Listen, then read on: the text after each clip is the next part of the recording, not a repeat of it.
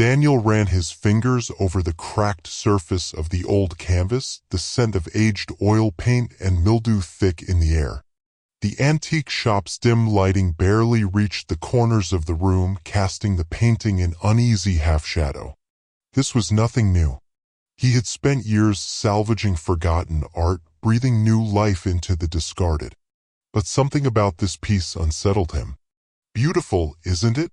The shop owner materialized beside him, an elderly man with eyes that seemed to catch and hold too much light. "Not many people can see its potential. You have the eye for it." Daniel nodded, uneasy. "The technique is unusual." "It's more than technique," the old man whispered. "Some paintings aren't just created, they're awakened. This one's been waiting for the right restorer." His thin fingers brushed Daniel's wrist. "Someone who understands what it means to be incomplete." Maybe it was the half-formed brushstrokes, as if the artist paused mid-thought. Or maybe it was the gnawing feeling that he had seen it before. But most unsettling was how the old man's words seemed to open something inside him, a hunger he'd kept buried. "I'll take it," Daniel said, ignoring the prickle at the back of his neck. "Just another restoration project. Another piece to reshape, repurpose." The shop owner smiled too widely. "It's already yours. Has been for some time, I think." Hashtag. Back in his studio, Daniel set the painting up under the glow of his desk lamp, the one that burned long into the early hours. He had built his life on reclamation, on the idea that anything, art, careers, even people, could be scraped back to their core and reimagined. It was what kept him moving forward, what kept the past from swallowing him whole. Failure had always shadowed him. His work was never enough, never striking, meaningful, or the kind that made people stop and feel. No matter how many pieces he restored, the truth remained he had never created something worth remembering. A small leather-bound book had been wrapped with the painting, the original artist's journal, the shop owner had explained. Daniel flipped through it now, finding sketches and feverish notes about technique and vision. One passage stood out. "The paint speaks.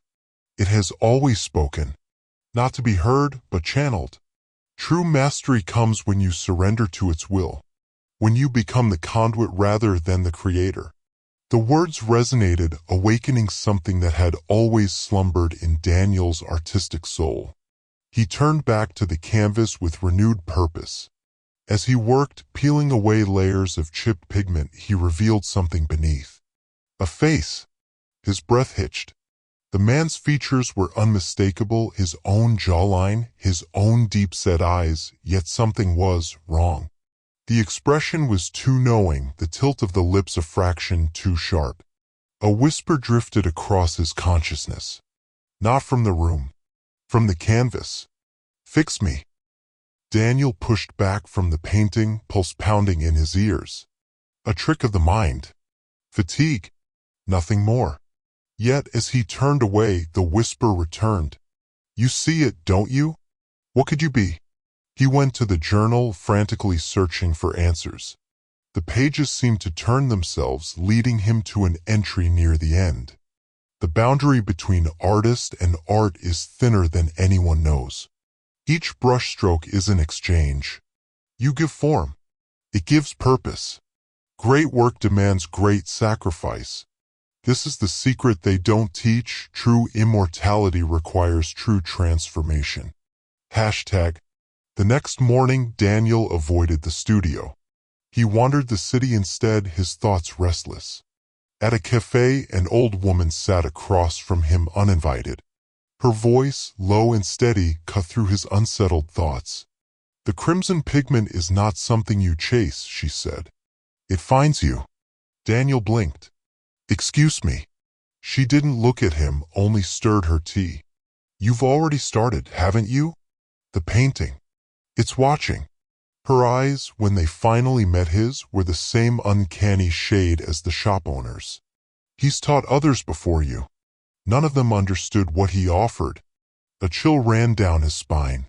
"Who? What are you talking about?" "The mentor. The guide.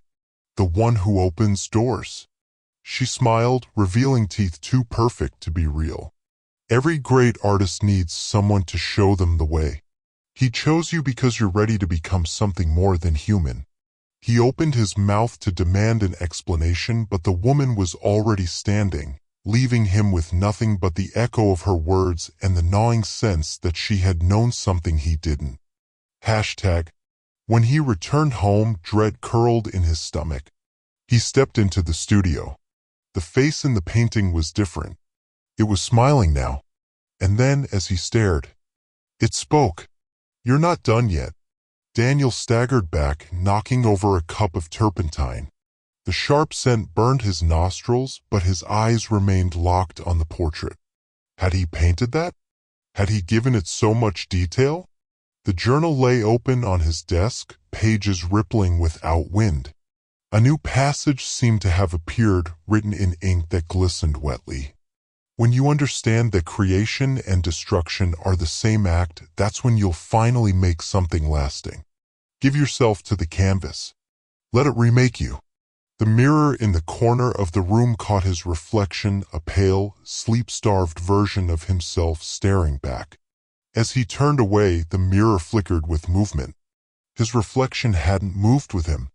His pulse pounded. Slowly, deliberately, he turned back to the painting. The face in the portrait looked at him, no longer merely observing. It was waiting. "I can teach you what they never could," it whispered. "How to create something eternal. How to matter." The brush was in his hand before he even realized it. His fingers trembled, but the strokes came effortlessly. Each movement felt guided, inevitable. With every line, his breath shallowed, his heartbeat slowed. Because this time, the work mattered. This time, it was real. He found himself turning again and again to the journal, which now seemed filled with secrets meant only for him, techniques no living artist knew, visions no ordinary mind could conceive. Each instruction drew him deeper, each revelation bound him tighter to the canvas. "You're so close now," the painting whispered. "Just one final lesson. One final surrender." The mirror in the corner blurred at the edges, color bleeding into the glass, shifting. By the time he realized what was happening, it was too late. The paint had spread beyond the canvas. It was on his skin. Daniel gasped, his body seizing up, his limbs stiffening as if his flesh had turned to oil and pigment. He clawed at his chest, his throat, his mouth opened in a scream that made no sound. The figure in the painting stepped forward. And Daniel? Daniel was gone. Hashtag. When Daniel vanished, his apartment remained undisturbed, no sign of struggle, no trace of his existence, save for the painting resting on the easel and the leather journal beside it. The landlord entered a week later, shuffling through unpaid bills, eyeing the unfinished sketches littering the room. He paused, attention drawn to the painting on the easel.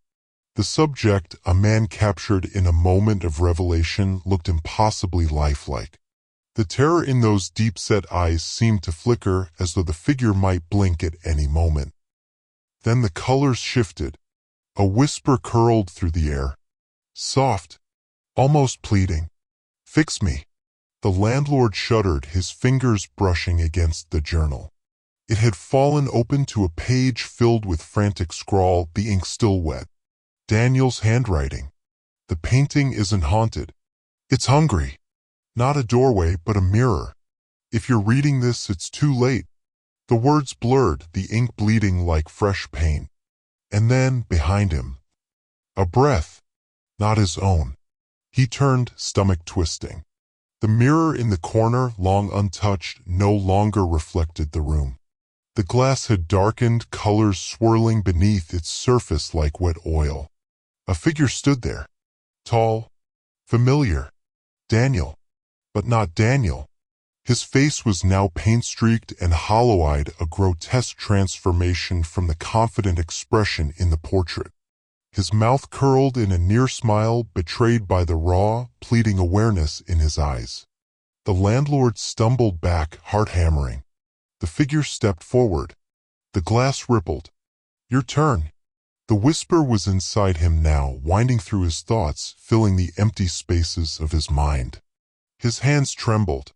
Why was he still holding the brush? Hadn't he just picked it up? The painting on the easel had changed. It wasn't Daniel anymore. It was him. Outside, the city moved on unaware. And in the dim light of the studio, the oil stirred, reshaping, reaching for new hands. For new art. For something unfinished. The cycle had already begun again.